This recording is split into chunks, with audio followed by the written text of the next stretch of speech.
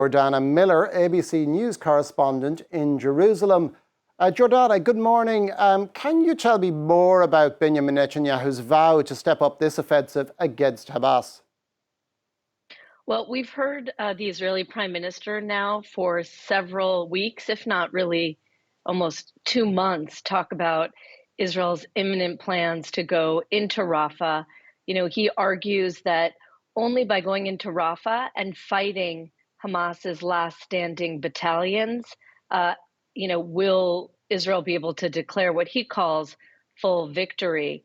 It's important to state that Israel also believes the hostages are somewhere in Rafah, and the recent rescue of 2 Israeli hostages happened right in the heart of densely packed Rafah. They were being hidden in a building there. Also Israel feels it needs to go there because there's a lot of tunnels, cross-border tunnels from Egypt into Gaza that Israel either wants to destroy or control along what's called the Philadelphia corridor. That's the area that goes up along the Gaza-Egyptian border. This has consistently been a very controversial operation. And now we hear the Prime Minister saying that Israel will intensify its military pressure on Hamas. And that seems to be a reference to Rafah. Remember, he pulled out all of Israel's combat soldiers from southern Gaza on the 6-month anniversary of the war. Now Israel has called up 2 brigades, which are allegedly training for going back into Rafah. And the first part of this phase, we have to underscore, will be the evacuation of more than 1 million civilians from the area. Now, those evacuation plans are still being discussed with the Biden administration.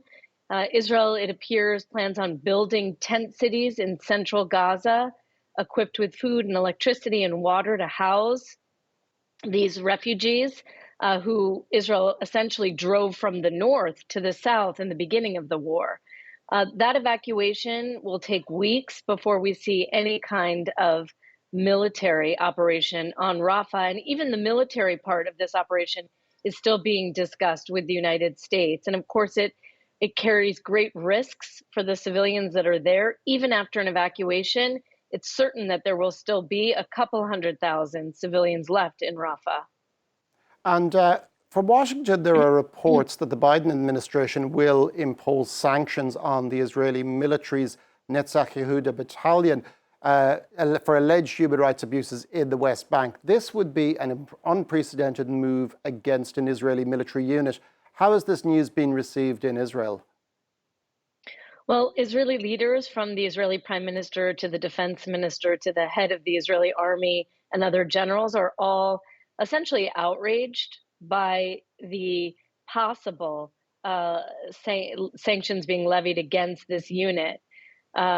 Netzach Yehuda is a unit that was originally set up for ultra-Orthodox soldiers so they could keep Jewish law. There were no women involved in these units, and they allotted time for prayer and study, etc.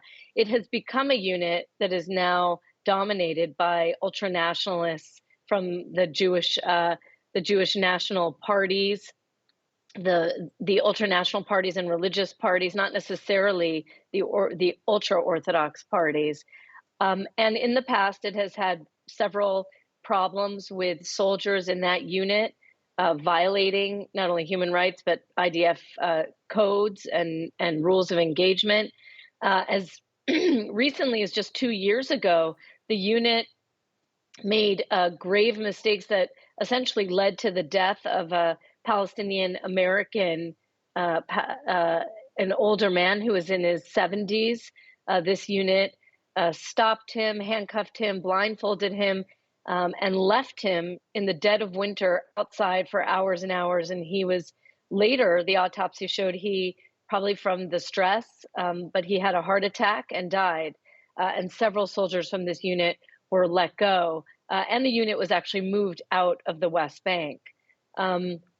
So this is a problematic unit, but Israel's all of Israeli leaders, except maybe the leader of the Labor Party, are defending this unit and calling it a dangerous precedent. And last night we saw a flurry of calls between Secretary of State Antony Blinken to Israel's defense minister and one of the war cabinet generals, General Benny Gantz, and perhaps the Israeli leaders will be able to make some changes and prevent this step from occurring. You can understand from the Israeli point of view that its best ally, its most important ally, sanctioning part of its army would be problematic. This is, the Israeli army already has, so many other issues, and it is widely demonized in this region. So this would be a step that would only encourage Israel's enemies as well. It appears that Israeli leaders are going to try to find another solution where they can, discipline or better enforce, the adherence to international law by this unit and prevent it from being actually sanctioned by the U.S. Thank you very much for that, Jordana Miller from Jerusalem. Thanks.